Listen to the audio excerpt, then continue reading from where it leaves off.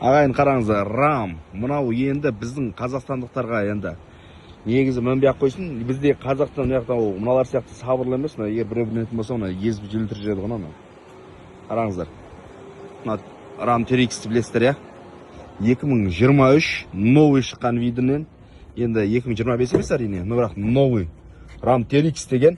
Мынау енді астының биіктігін қарасаңыздар, шағайын. Мынау реально бар ғой. Біреу 14-пен бамынан қысып кететін болса, Чимкентте, егер Чимкентте жүретін болсақ, мынаумен езіп өлтіріп қояды, анау жынды адам отыратын болса, шынаған сәл жындылау біреу отыратын болса, алтта екі қойшы, біреу любойын қуып жетіп алады ғой.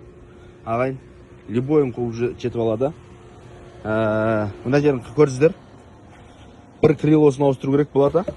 Бір крилосын ауыстыру керек болады. Алдыңға бамперім мына жер таза. Мынау енді ағайын потолок ценада басталып тұр. Короче, қазір 17 миллион теңгеден басталып тұр. Білесіздер, Қазақстанда 70-80 миллион теңге тұрады 2023.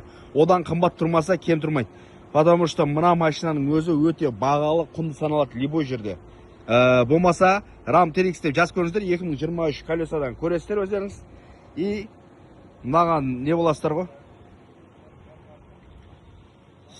Кейін сенесіздер да, 17 миллион теңгеден басталып тұрған машина, мына жерден 25 миллионға ұтып алған жағдайда сіздерге қайда пайда түседі маған.